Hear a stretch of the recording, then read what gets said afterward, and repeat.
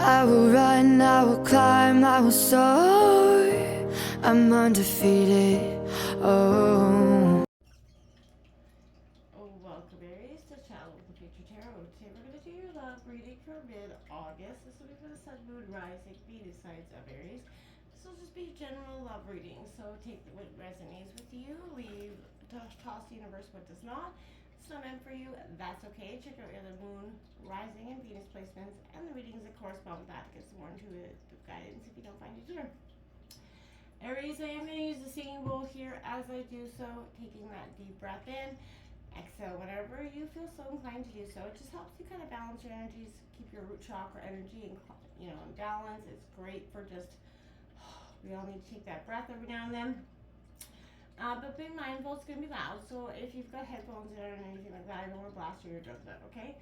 So be mindful of that. If you are new or returning to the channel, welcome. So happy to have all of you. Thank you very much for hitting like, sharing, subscribing, commenting, any of it. It means so much to hear from you and see that it resonates. So it means a lot to me, okay? So thank you.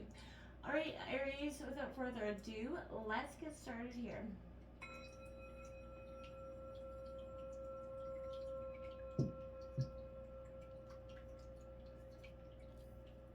Peace, love, health, and wealth.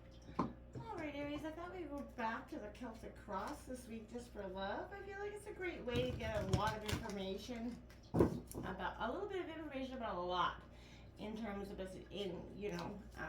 your relationship. Then we'll draw out some oracle messages at the end. So let's see what's going on here for Aries. Sun, Moon, Rising, Venus, Aries. For love, for mid-August 2023. For Aries. Got a lot of stuff going on retrograde coming up here. In retrograde, coming into retrograde. It's going to be a tense, emotional month. 2 months for some of us. But either way, I feel like this is a time where everybody's just, it's like they're taking the blinders off of so many situations. Love, career, whatever it is. What's coming in here for Aries and in terms of their love?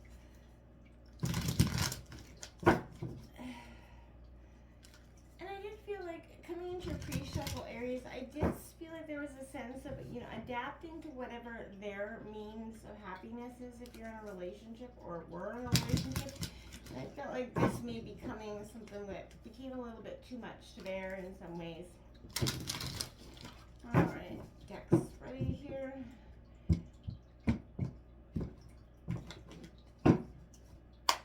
In terms of situation, we have that Prince of Shells, that charming energy, Don Juan coming in. That's that late night of tarot. That's Cancer, Scorpio, Pisces.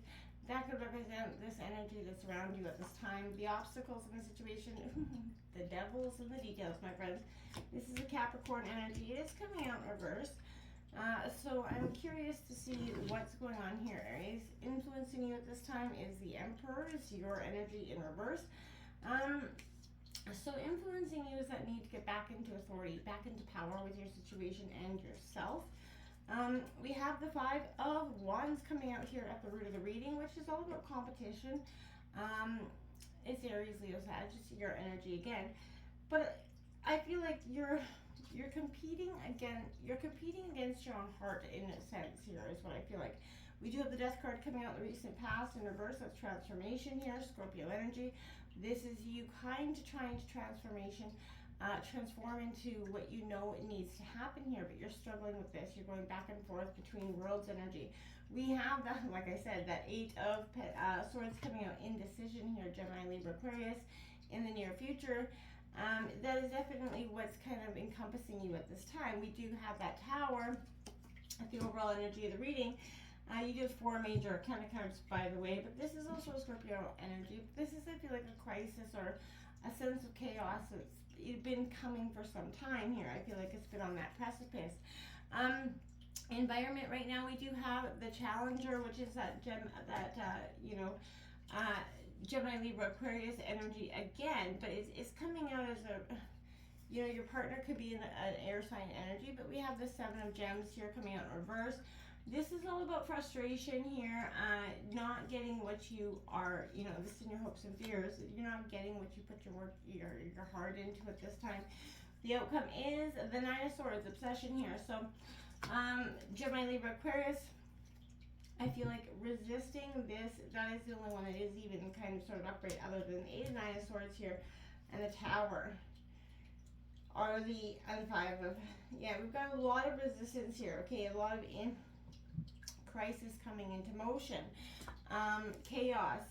I feel like something that has been lingering in your heart and in your mind, your feelings that you've been kind of trying to keep at bay for some time, just to keep the peace, I feel like, in some way, kind of just coexisting, I feel like, is what the energy is kind of becoming a little bit too much to bear. Your obstacles could be an energy that's around you that could be a little bit flirtatious, fun, lighthearted, kind of tempt you into the deep darkness of something else. Make sure that you're clearly ending one situation before you get into another one. But I feel like that's what that's describing. It's a little bit that Don Juan as well as the devil is coming into saying that there's somebody that's tempting you, charming you. You know, maybe the universe is kind of sending out that energy. We have 32, Aries, conquer your fear, coming out here. It says, most fear is based on illusions, on truths we deny to avoid change. Release your need for control and protection. Doing your best is plenty. Exactly, my friends. So this is exactly what I'm saying. That conquering your fear of this situation is what's going to transform you, right? You're stuck in this paralysis energy. That's why this indecision is going to definitely, the universe is going to provide you that Tower moment coming in this week, because it's pointing you into maybe see why you need to change or what you need to transform, let go of, move on from. You know, stop chasing round and round, you know. What's coming in here for Aries and their love situation?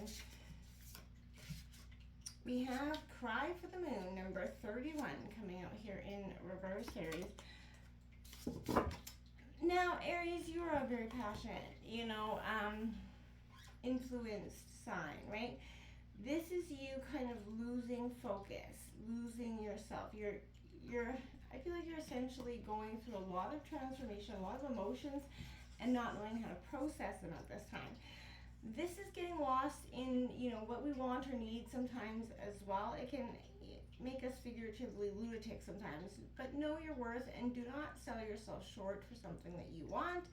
Once you truly understand your worth, you'll realize that what you thought you wanted then has nothing to do with you, and it may not even align with your confident self. So the moon's a powerful energy, and it's, you know, back is kind of shrouded to shadows and secrets. So before you get loony toony in that energy, get confident, okay?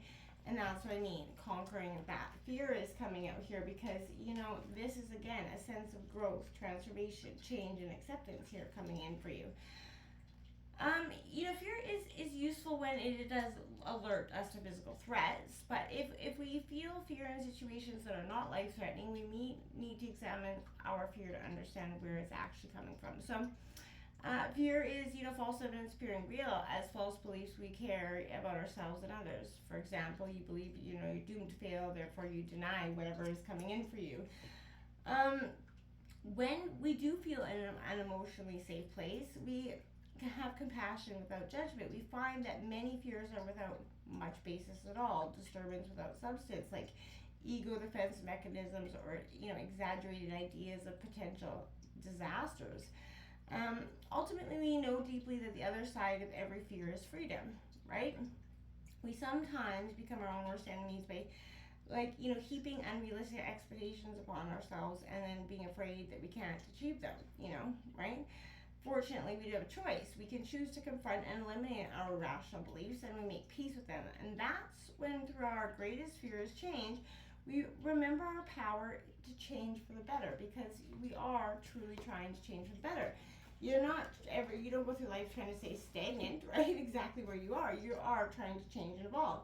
And so, you know, kind of understanding that and then sitting back and understanding why you've been resisting that change kind of puts things into a little bit of perspective for you. Okay? This Princess Shells, like I said, coming in here, this Don Juan energy, it's in your situation. This is symbolizing that, you've rejected some sort of conventional norm or notions, what's right and proper.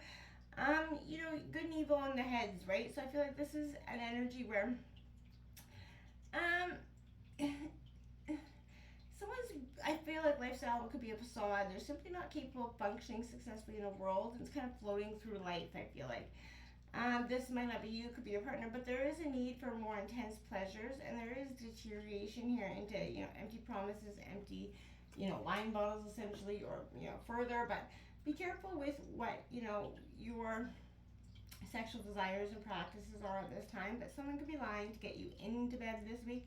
Another, energy is they're kind of a player energy. I do feel like they're just not entirely faithful in that sense, whether it is you or them or in the past, and it could be not just different ways of unfaithful as well. The devil here is in the details, because this is, I feel like, an energy where carefully examine the question that you're here to ask, right? You may be contemplating a relationship that is mainly about money, power, status, sex, whatever it is, but it doesn't quantify or qualify as true love here, and that's what you're starting to resonate with.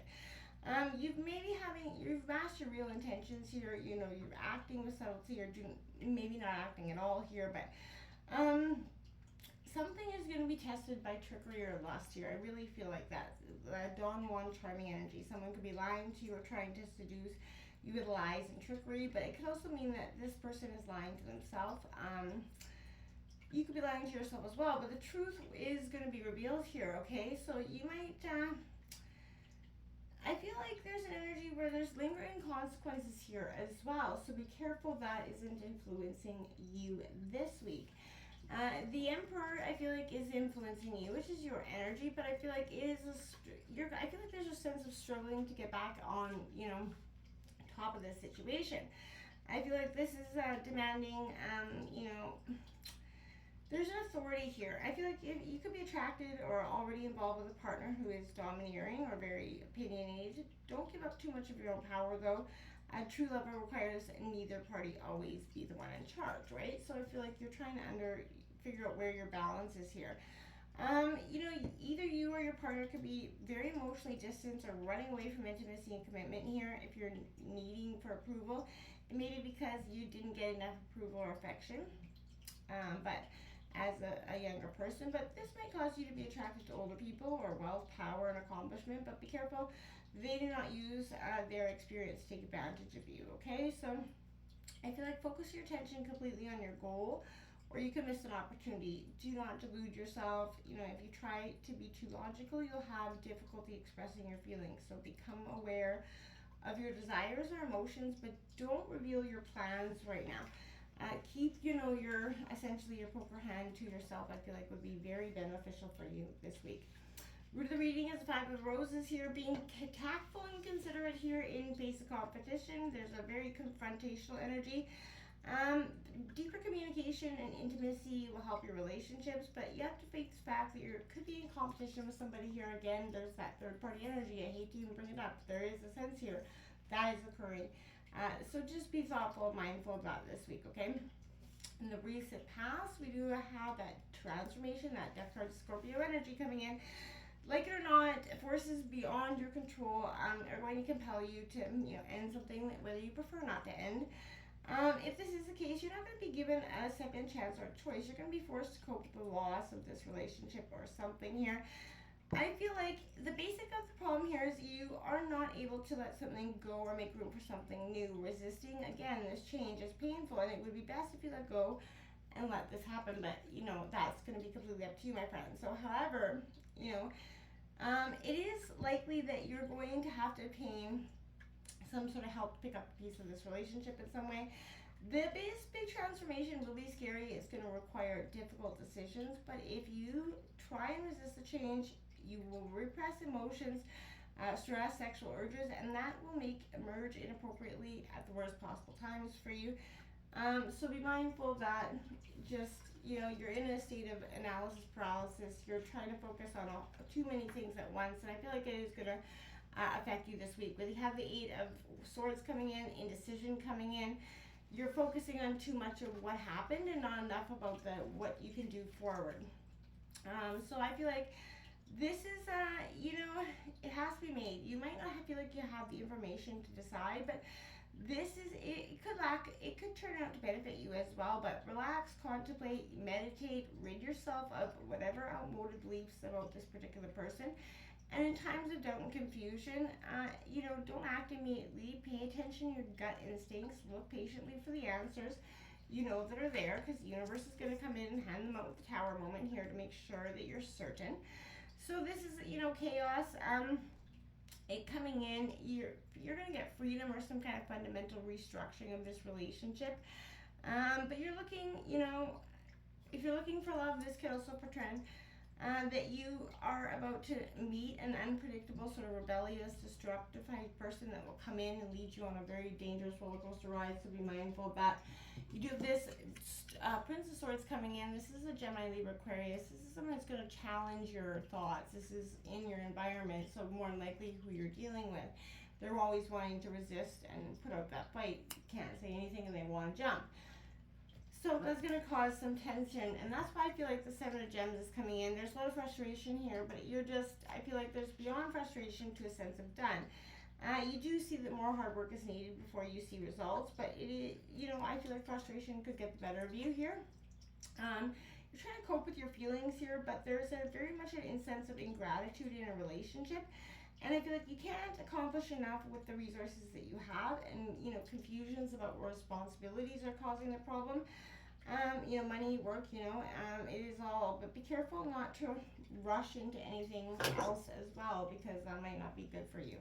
This Nine of Swords, obsessive energy coming in, Gemini, Libra, Aquarius, nobody wants to walk away, but nobody wants to put in the work.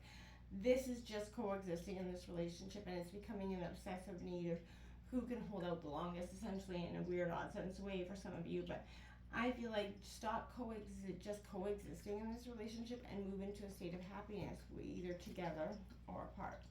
Till next time, namaste.